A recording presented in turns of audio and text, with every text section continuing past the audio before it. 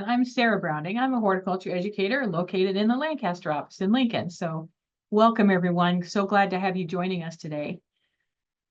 So as you can see, we're going to be talking about vegetable garden disease management today. And the way when I put this presentation together, I'm hoping to get through all of this material and still leave, maybe 10 minutes or so at the end so that we can answer any other questions that you might have. But as Nicole said earlier, please put your questions in the Q&A box, and Nicole and John and Ian may answer some of those as I'm going through my presentation, or they may save some for me to answer later on. So please go ahead and put your questions there. So disease management. We're not going to spend a great deal of time going through each individual specific disease because unfortunately there are so many different diseases on different crops that we can run into the vegetable garden. So I chose a few as good representative examples, and we're going to spend the bulk of our time today talking about management strategies, management techniques, and how you can go about dealing with the disease once it appears. But of course, when you do have a disease problem, the first step, a really important step, is to identify exactly what that problem is. Because, if we've had some questions in the chat box that could potentially be herbicide drift. And if that's the case with your plant, then using a fungicide is not going to help you, because this is not a disease per se. It's a different type of a condition. So identifying that disease is really important. And I have a good resource for you here on the next slide to help you with that. But just to real briefly, we're going to focus somewhat on tomato diseases today, because we know that tomatoes are one of the most popular plants that people have in a vegetable garden. So almost everybody who has a vegetable garden has tomatoes. So some of the leaf diseases that we see very commonly would include things like early blight, septoria leaf spot, bacterial speck and spot. Okay, all very, very common diseases. Viruses, common viruses would be things like tomato mosaic, tomato spotted wilt, or on the tomatoes, we can see fusarium or verticillium wilts. Okay, so common diseases that we see in the vegetable garden. So here, looking at some of these common diseases, the picture that you see on the very far left is early blight, or you might hear some people list it as alternaria blight. It's the same disease. Alternaria is just the botanical name, scientific name, I should say, for this particular disease. One really cool thing, I think it's cool anyway, is the way that these leaf spots develop. So if you look at these larger leaf spots, see how as the spot has enlarged, you get these concentric rings of dying tissue, okay? This is a very characteristic symptom of early blight, alternaria, okay? And all of these leaf spot diseases usually start on the lower leaves of the plants. So going back to, whose question was that? Janet made a comment about her tomatoes have yellow leaves on the bottoms of the plants, okay? Janet, it's very likely you have one of these leaf spot diseases that is just getting started. And the way that these diseases get started quite often is through rain splash. So a water droplet falls to the soil, it splashes up soil and fungal spores onto the lower leaves. Those lower leaves get infected, and then the disease just moves up the plant from there, okay? So the picture you can see in the middle is septoria leaf spot, which is different from early blight. But see how the spots in this situation, this disease, I should say, see how you have kind of a darker outer ring, and then you have a section in the center that's turning kind of a grayish white color, okay? That's very characteristic of septoria, okay? Then on the far right, what you're seeing there is bacterial speck.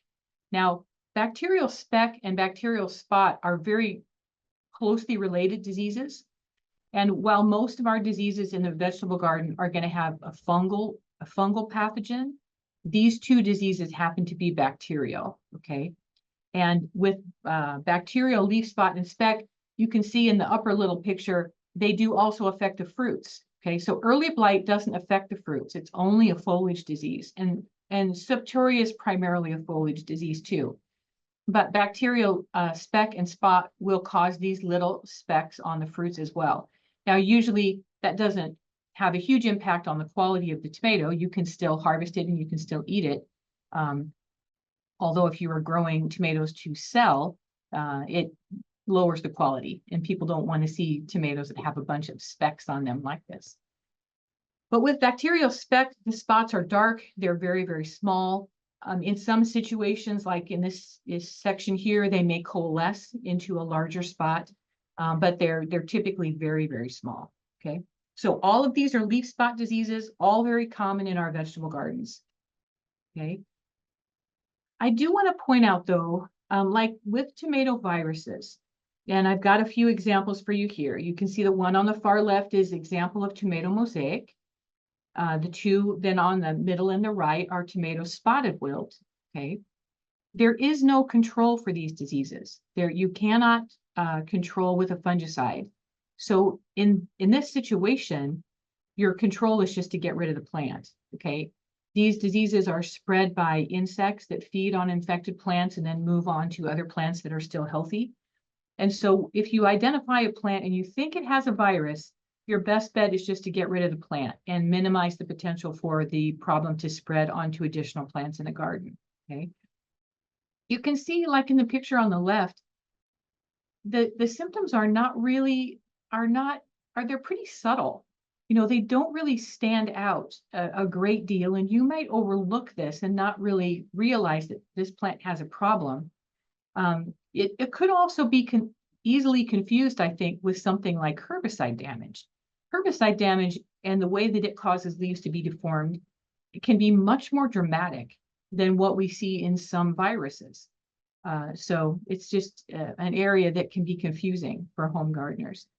But when you look at the tomato spotted wilt pictures, especially the pictures of the fruits, you're going to see much more dramatic symptoms.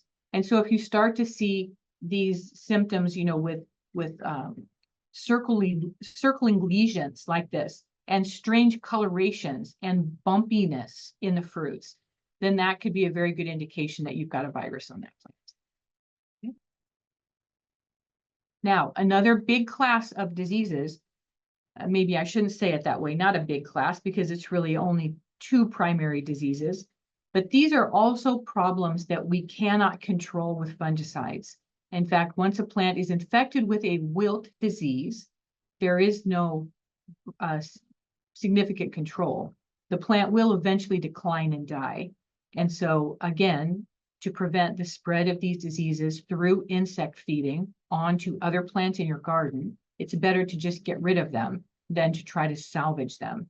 Okay, so on the far left and in the middle picture, you see samples of Fusarium wilt. And both of these diseases are soil-borne diseases. So they are in the soil, they infect through the roots.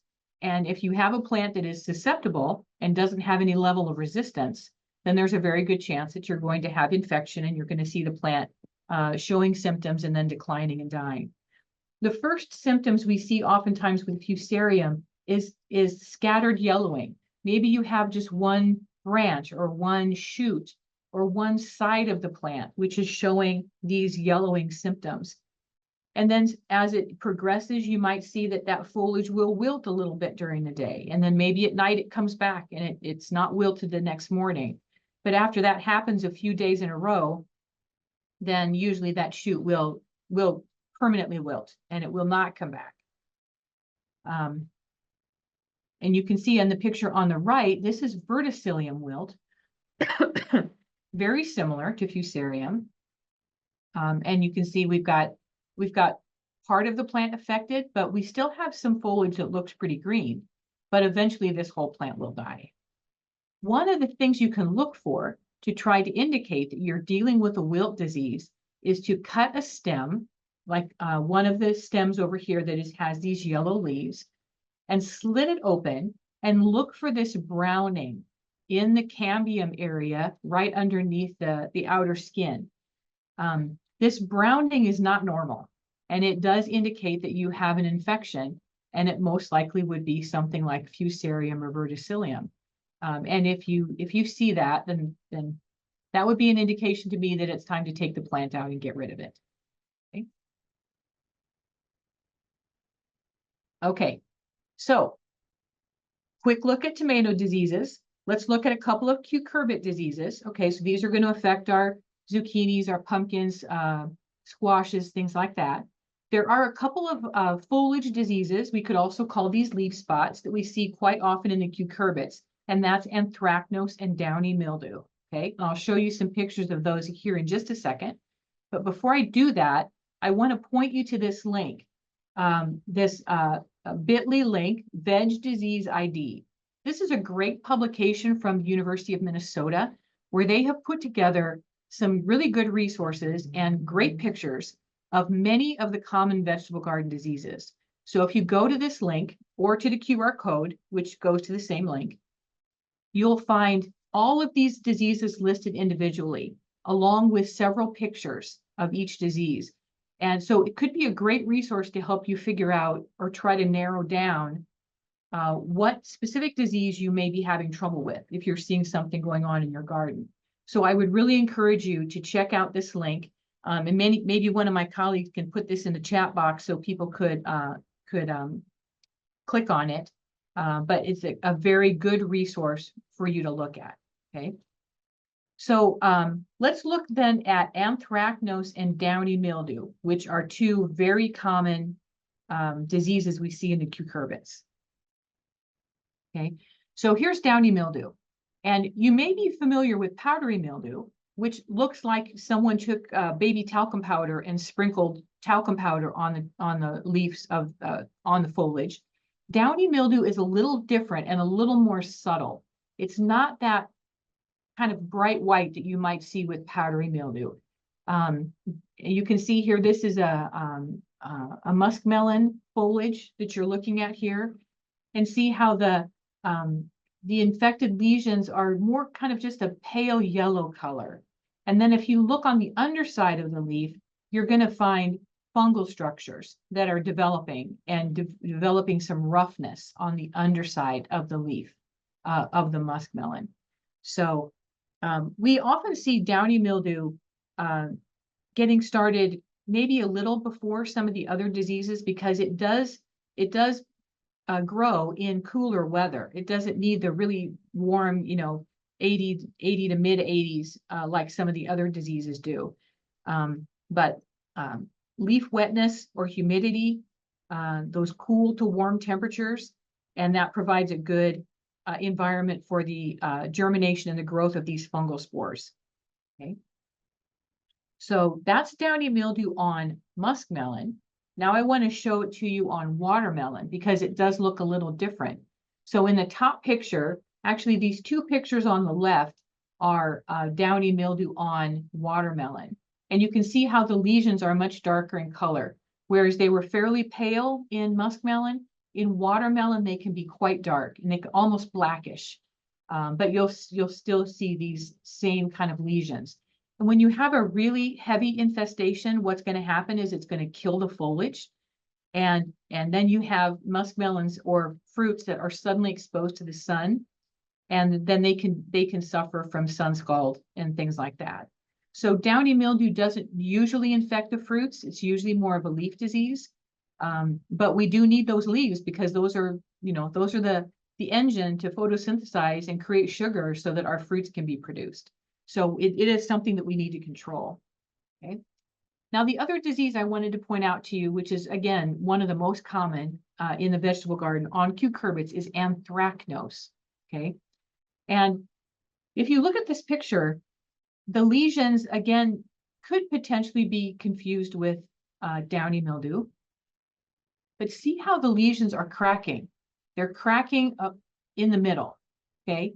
Or you have a little piece of a lesion that has fallen out, okay? And you can see that again, maybe even a little more dramatically in that lower picture. This is very characteristic of anthracnose. And if I go back and show you these pictures of a downy mildew, you don't see that. The lesions stay intact, they don't crack, and the dead sections don't fall away. But we do see that quite a lot with anthracnose. Okay, so both downy mildew and anthracnose are fungal diseases, and anthracnose prefers a little bit warmer conditions than downy mildew does. We often see downy mildew on plants that are not in quite enough sun, or maybe they are in an area where there's not good air circulation and the leaves are staying wet after a heavy dew or a rain or irrigation. So those are two very common diseases of the cucurbits that we see in the vegetable garden. Right. And here's just another look at a more advanced anthracnose and see how we have all of this cracking and lesions, sections that are falling away, which is, very common for that disease. Anthracnose is also significant in that it does infect the fruits directly. So you can see anthracnose here on pumpkin, on cantaloupe, on watermelon. And again, if you look here at the watermelon pictures, again, we have the cracking. So the lesion starts, and as it starts to expand, you get cracks that develop in the center of the lesion. And that's another a good way to identify this particular disease on the fruit itself as well. And once you get these lesions developing, then you can get secondary rots that come in, and you can just end up with a fruit that you lose just because it rots. Okay. And we don't want that, because that's the whole purpose that we're growing these plants in the garden. Okay. All right. So we're going to move on and talk about control strategies now. And I just wanted to show you this graphic real quick. You may have seen this in the past, but for a disease to develop, we need three things. We need a susceptible host. We need the environment to be correct for that disease to develop. And we need the pathogen itself to be present. Okay. But it's when we get all three of those things coming together, we have a susceptible host, we have the favorable environment, and we have the pathogen. That's when we have disease, as you can see here in the center of the rings. And the more that those rings overlap, the more disease pressure and potentially the more disease itself we'll see in the vegetable garden. So if we have a very susceptible host and we have a lot of pathogen and we have great environmental conditions for that disease, that's when you're going to see really heavy disease pressure. Now, we can affect all three of these things to some degree. We have more control over some things than the others, but to some degree, we can affect all of them. And with all of the management strategies we're going to be talking about for the rest of the presentation, those are our strategies for managing the disease.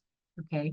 So when we develop an IPM system for disease management, integrated pest management, we're going to use all of these different techniques: biological, cultural, mechanical, and then chemical. Okay. Usually we don't want to jump right to the chemical control first when there are other things that we can manipulate to hopefully reduce the disease in the garden. So we're going to talk about all of these things in more detail as we go through the presentation today. Okay. All right. So garden sanitation is a big factor in managing disease, because one of the primary ways that these diseases remain in the garden is on infected plant debris. So all the little bits of leaves that were infected that dropped off to the soil, or infected fruits, those are, as I mentioned earlier with that rain splash, those are going to be there to reinfect the next crop that you have next year, or the second crop that you plant, for this fall. So any diseased plant material that is in the garden, it's really important to get that out of there as much as possible. And as you can see in the picture on the top with the fall garden, good cleanup after a fall garden is very, very important. You don't want to just leave all those tomatoes laying on the ground and let them rot, because if they were diseased, because they're going to introduce more disease pressure that will then affect your plants the following year. Okay. So good sanitation in a garden is always important. Now, garden sanitation is also important right now. As you're seeing diseases develop, one way that you can help to minimize that is by picking off those diseased leaves. So if you have leaves that are turning yellow, you can go ahead and pick them off, and that can slow down the infection as the disease moves up the plant. You can help slow that down a little bit. Another thing you can do right now, again, especially with things like viruses, is to do some good weed control around the garden, because oftentimes the way that these virus diseases overwinter is in weeds nearby or around the edges of the gardens. And the leaf hoppers or other insects that may spread the disease, they feed on the infected weed, then they come into your garden and feed on your plants, and that's how it gets introduced into your garden. So good weed control is very important too. Okay. Another really important thing is garden rotation. And I've got a link for you here. This second link, does rotation matter? If you want to take a look at that, it's an interesting read. It's a research study that was done with, I believe it was muskmelon, and they planted the muskmelon in one garden area for several years in a row.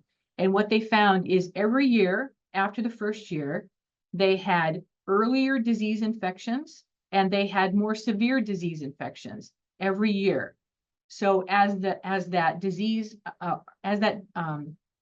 those pathogens were building up in the soil, and you had more and more pathogens every subsequent year, we found that the pressure on those plants was greater, and so the disease infection came earlier and more severely. So rotations really do make a difference. Now, we typically recommend about a 3 to 4 year rotation, but that can be difficult to achieve, especially if you just have one garden plot that you're dealing with. And if in the fall, when you've done your cleanup, you go in with a tiller and you till up that one garden plot, or you do that in the spring before you plant, realize that one of the things you're doing is you're just spreading disease pathogens throughout that entire garden plot. So you can't easily develop a good rotation plan if you're just going from one corner of a plot to another, because you don't have enough separation from disease pathogens. Using separate raised beds is one way that you could do a good rotation plan, or you could rotate to containers, from a ground bed to a container, or you could have separate ground beds. You can also use time as a rotation method. So maybe you plant a heavy crop of tomatoes one year and you do a bunch of canning. And then you don't plant a lot of tomatoes again for a couple of years, and you get whatever tomatoes you need from the farmer's market in those intervening years. And in year 2, you plant maybe root crops. And in year 3, you plant vegetables or sweet corn and cucumbers or cucurbits. But you can develop a rotation over time, especially if you're really limited on the planting area that you have available to work with. Okay, but rotation is really important. The other link I have for you there, crop rotation in the vegetable garden, it shows you the plant families and the different plant families that you need to keep in mind when you're developing rotation, because we know, tomato is related to peppers and potatoes and eggplants, and so you don't want to rotate, tomatoes one year, then eggplants and peppers, because they're all in the same family. And they're all going to have a lot of the same diseases that affect them. So you need to rotate between different families. But creating a good rotation plan can really help to keep the disease pressure down in your gardens. Okay, and so here I've listed some of those families for you as well, but you'll find them again in that publication if you go ahead and check that out. Okay. Now, another good tool that we can use to manage diseases is solarization. Because a lot of that disease material is in the soil, if we solarize it and heat it up, we can kill some of those disease pathogens. And we can also kill some weed seeds, which is not a bad thing either. So solarization can help with controlling of those wilts that I mentioned by killing those pathogens in the soil, killing off things like rhizoctonia, which is one of those diseases that causes damping off of new seedlings in the spring or throughout the year. Things like Phytophthora root rot. It can also help with nematode control and some other control of some other diseases. So it is a good technique to use. Now, what I want you to see in this picture is it almost looks like they put down white plastic because it's gotten cloudy with moisture that's condensing on the underside of the plastic. Which is what you want. As that soil heats up underneath the plastic, you're going to have moisture condensing. And so it tells us that this solarization process is working well in this bed. So to do solarization, you're going to want to use clear plastic. Clear plastic actually works better for solarization than black plastic does. So clear plastic, 1 to 6 mils The thicker the plastic, the better it'll heat up. What you're going for is to try to get that soil to a temperature between 110 to 125 at about a 6-inch depth, and you're going to want it to stay at that temperature for about 4 to 8 weeks. Okay, so you are going to have to leave this block of ground out of production for a while to effectively solarize the soil. Okay. The other thing is you do need to moisten the soil before you put the plastic down, because the heat, you're going to have better heat development if you have moist soil than if it was dry to start with. Okay. You could also do something like install a drip line or a soaker hose beneath the plastic to help make sure that there is continual moisture there during the solarization process. And then it's important to remember, after you solarize, not to come in and till that ground up, because if you come in and you till that ground up, especially if you go down below that 6-inch depth where you're trying to heat the soil up, you're bringing more weed seed and more disease pathogens up from those lower depths of the soil. So once you're done solarizing, don't till, just plant right into that ground. Okay? Solarization also releases plant nutrients, which is beneficial. It's less damaging to some of our beneficial soil bacteria than other methods of control, like fumigation or tilling. And honestly, there are no fumigants that are available for home use. But it will help to preserve some of those beneficial soil bacteria for you. And they can then, quickly recolonize those soil areas. So here's an example where we have solarized strips in the vegetable garden. Once the solarization was done, you could come in and just cut holes in that plastic and plant right into it and use that then as a plastic mulch if you wanted to. Okay, another thing that we can use, a technique that is really, really important in managing diseases, is choosing resistant varieties. I'm going to show you a picture here of what happens to a plant that's resistant versus what happens to a plant that's not resistant, and it can be dramatic. So when you're looking for the plants that you're going to use in your garden, be sure to check out whatever disease resistant might be available out there, whether it's tomatoes or peppers or lettuces or whatever it might be. There are plants that have diseases, have resistance to some of the common diseases that affect that particular crop. Okay. I've listed a publication for you here from Cornell University that has a good listing of common cultivars of the crops that we grow in a vegetable garden and some of the disease resistance that they have. So let's say you're having problems in your garden with verticillium wilt, then you definitely want to look for cultivars that have resistance to verticillium. Okay, there aren't a lot of good cultivars with resistance to some of the leaf spot diseases, but you can find good resistance to verticillium, fusarium, some of the viruses. So definitely take advantage of that. Okay. Another good place to look is at the All America selections, because in the descriptions of the plants on the All America selection website, they will tell you what disease resistance those cultivars have. So again, you can go and you can say, okay, I need to find an eggplant that has resistance to fusarium. So the All America Selections website would be a good place to go and look for a cultivar that you might want to try. We also have a publication available through Nebraska Extension called Selected Vegetable Cultivars for Nebraska. And as you can see, a quick snapshot of the top of that publication, but we've listed some good cultivars for you there, and also the disease resistance that those cultivars have. So you could check that out at go.unl.edu/veg cultivars. Okay. So in the picture, what you're seeing here is a tomato on the left-hand side, which did not have resistance to fusarium, compared to other cultivars planted around it, which were resistant.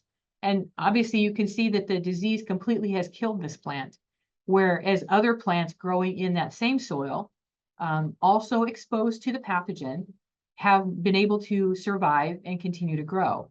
Okay. So resistance is an important tool that we need to use. But remember that resistance is not immunity. Okay. If the disease pressure is high enough, even resistant plants can become infected. So that's where we need to use some of our other tools and other strategies to try to keep the disease pressure down as much as possible. All right. Another tool we can use is mulch.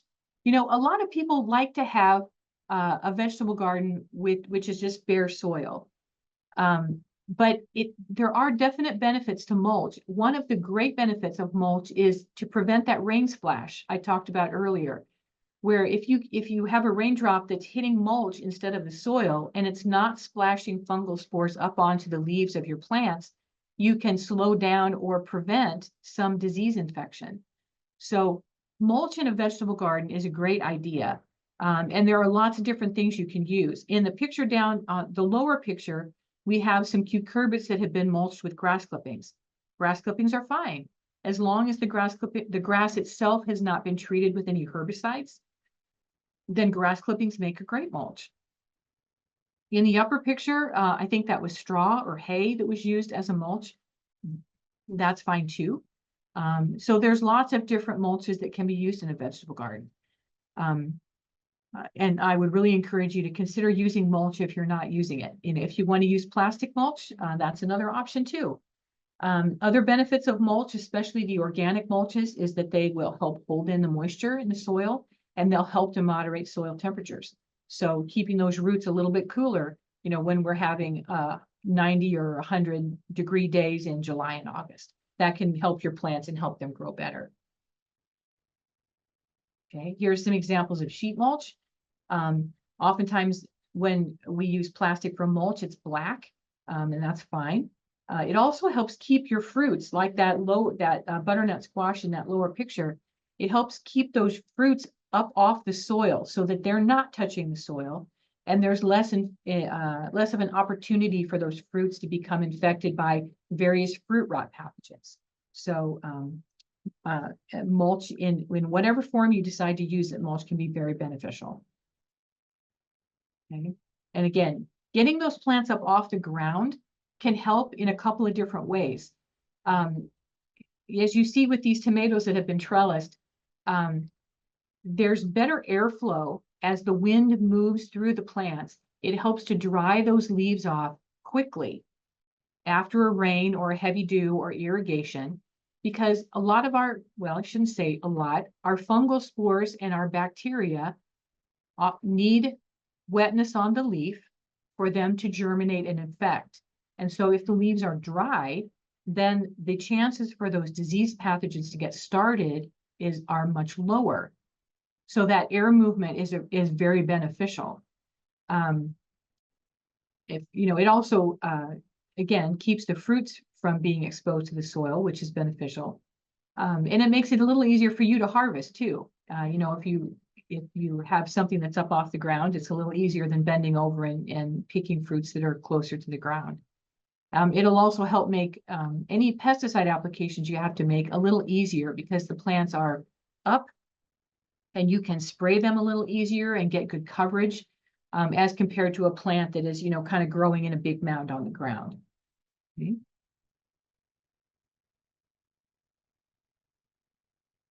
Then, since we just talked about how important it is to keep those leaves dry, we also need to think about our watering techniques and how often we water and how we water. Overhead irrigation is probably the least preferred method of irrigation because it's a little bit less efficient. It waters a large area, potentially waters the weeds as well as the plants you're trying to grow. And plus, it gets those leaves wet, which we really don't want. If you were to put in some kind of drip irrigation or a soaker hose or a drip line or something like that, it can be a little more efficient, helps to keep those leaves dry. And it's a good technique for watering. But if overhead irrigation is the only method that you have available, it doesn't mean that you don't do it that way. You can still water with overhead irrigation or a sprinkler, but just try to water infrequently. When you do water very deep so that water is going down to about 8 to 10 inches. That's the rooting depth, general rooting depth for vegetable gardens.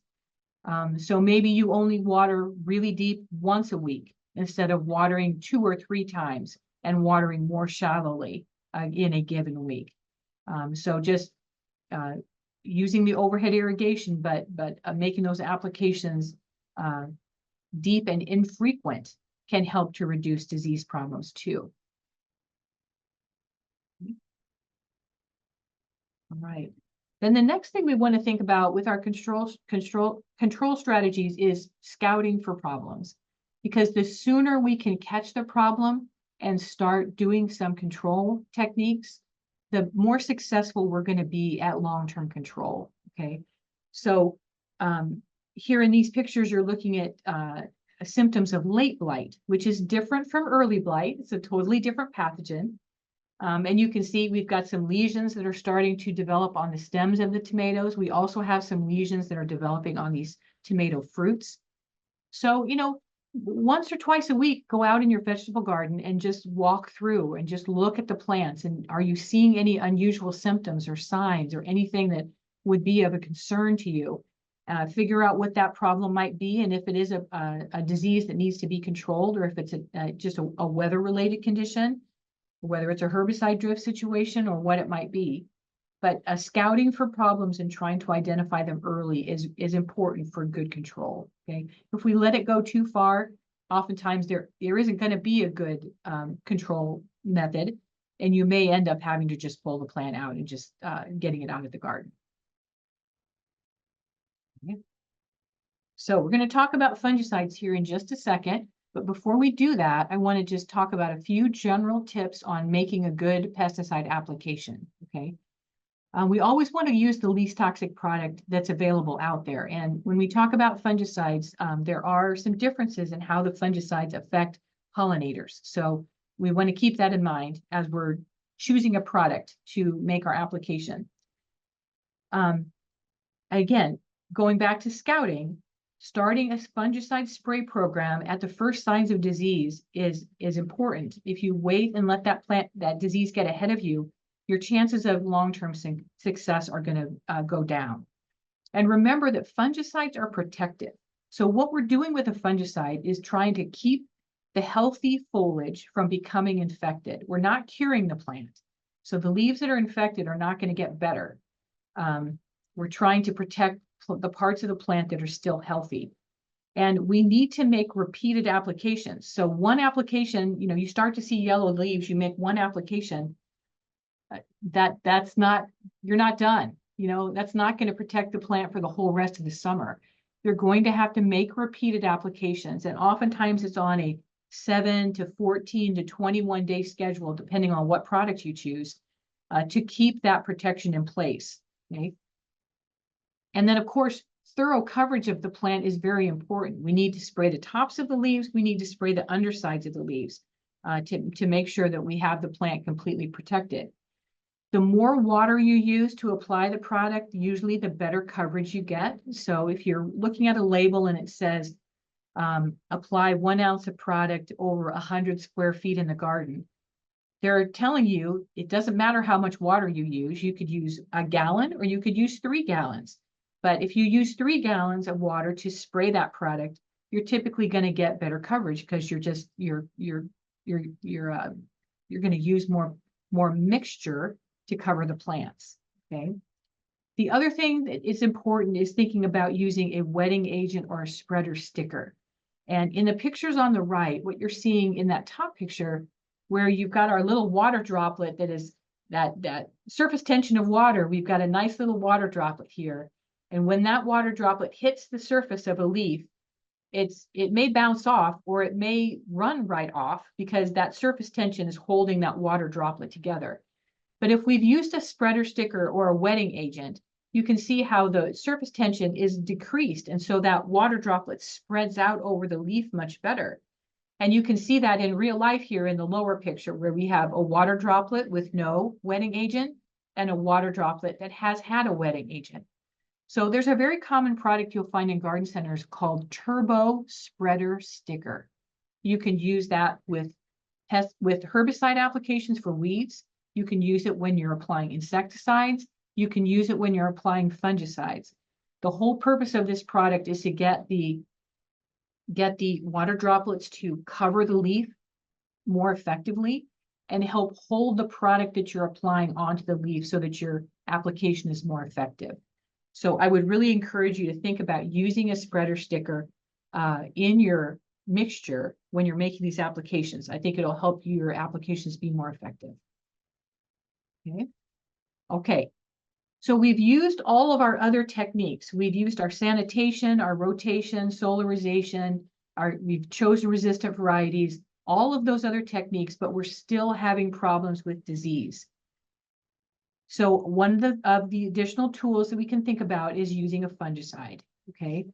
So most of the products that we use in a vegetable garden are contact fungicides. There's only one, myclobutanil, which is a systemic product, okay?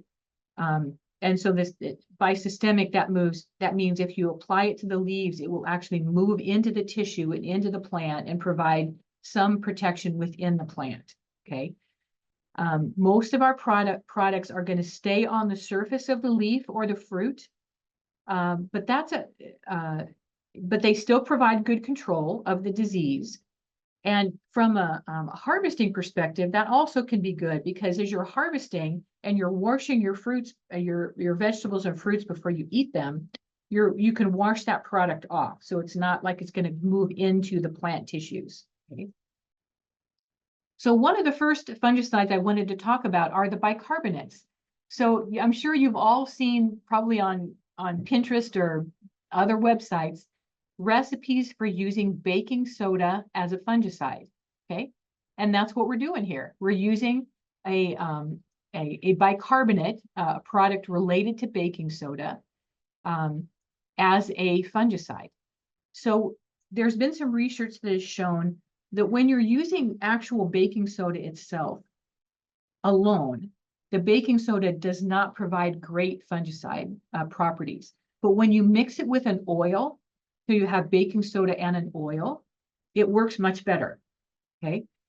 So the products that I've listed for you here are products that you can buy as a home gardener, and they have been formulated to provide that better level of control than just using baking soda alone, okay? So Cure Green, Caligreen, Bicarb, Remedy, all of these are fungicides that you could find at a garden center, okay? Let me just mention real quick, the bicarbonates and the Bacillus product, which we'll talk about here in a minute, and Mancozeb, none of those products have been shown to have harmful effects to bees and pollinators, okay?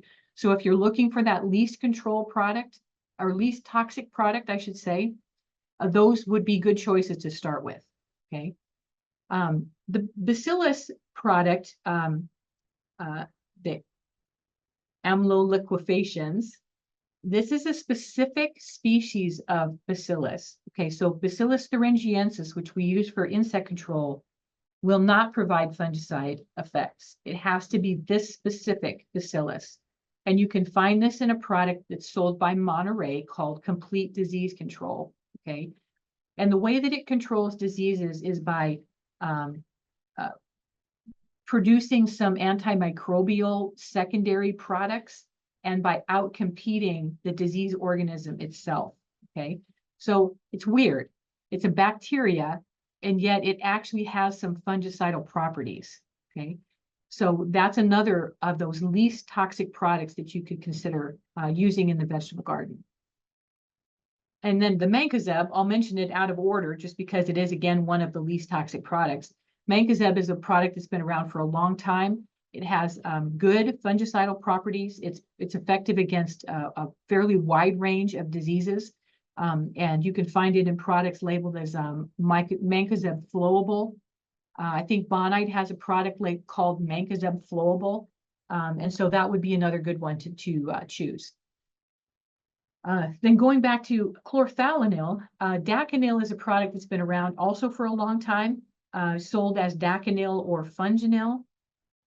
It's similar to Mancozeb in that it's effective against a lot of different diseases. It does have a higher level of impact against pollinators and bees, though.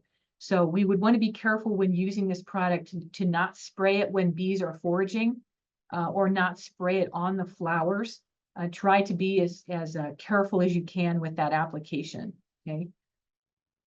A couple of other products that have been used for a long time, and when I say long time, I'm talking thousands of years, as fungicides are copper and sulfur, okay? So copper, you can find it as liquid copper. You can find copper in many different formulations in garden stores. Copper is a good general purpose fungicide. And it can be effective against both fungal diseases and bacterial diseases like bacterial speck and spot, which we looked at earlier. The problem with copper and sulfur is that they can cause leaf burning effects, which we call phytotoxic effects, if you spray them on plants when the temperatures are too high or the plants are drought stressed, okay? So you want to be really careful not to spray these on plants if air temperatures are above about 85, or if the plants are drought stressed. So be careful with how you make these applications.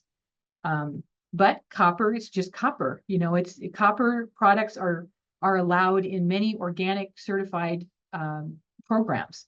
So if you're looking again for a very safe product that's not going to have a bad impact on human health, copper would be a great option. Sulfur is much the same. Sulfur can be used either as a dust or as a liquid, and it can be very effective at some disease controlling some diseases. Okay.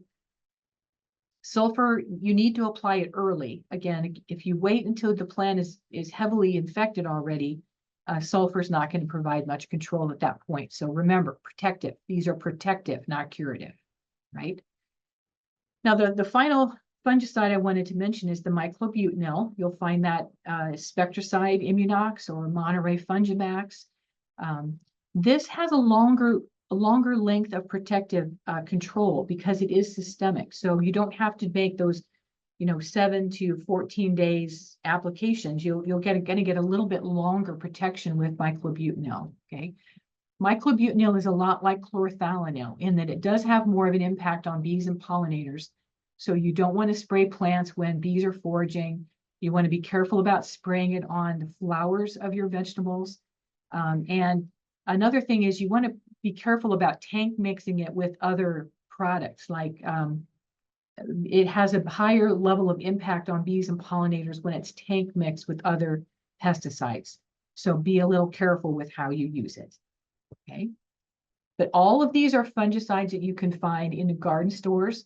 I would encourage you, if you're having a problem, to maybe develop a rotation.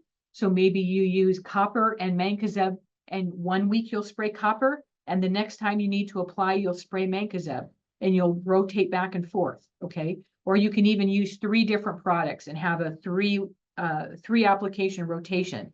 You'll actually end up with a better level of control than if you were to use 1 fungicide and spray it all season long, okay? And you do need to be careful and read the labels. Some of these products can only be applied on certain crops, and some of them can only be applied a certain number of times. Like you may only be able to make 2 applications in a season, and then you have to stop and you have to go to a different fungicide, okay? And always, always read the label, use the protective equipment that is recommended for that product, and follow all of the other label directions, okay? We want to protect you.